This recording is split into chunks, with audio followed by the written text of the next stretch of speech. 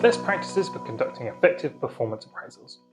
Firstly, you need to make sure that you give performance appraisals at the same time every year, just so that everyone knows when it's coming and can thoroughly prepare. If you spring a performance appraisal on someone randomly or at a certain point in the year that they're not expecting it, that's likely to result in a negative reaction. They'll feel accused of low performance, for example, and perhaps singled out by that particular manager. Next, you need to provide some feedback throughout the year. Don't rely purely on performance appraisals to give that feedback, because there could be some nasty surprises down the line. Instead, give regular feedback. And so if an employee is underperforming, they have the ability and the awareness required to maybe make some useful changes before the appraisal itself. Next, when discussing development needs, we mustn't refer to those as failures.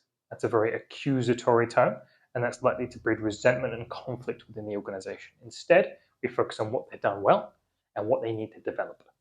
We're not assigning value judgments.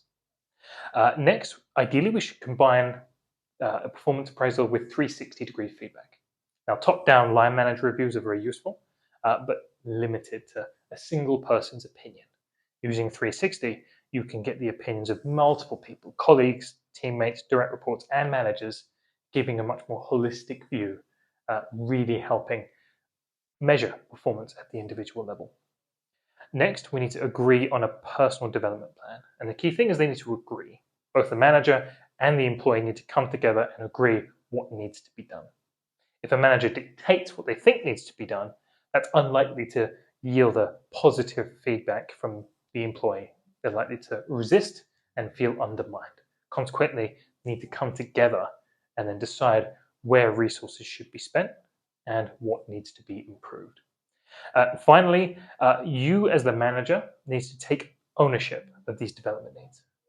Ultimately, it isn't the employee's fault that the organization hasn't supported them up until now, that they haven't been given the training, the access, and the support they needed to improve their skill set. Consequently, any development needs shouldn't be the sole responsibility of the employee. The manager needs to take ownership of this as well.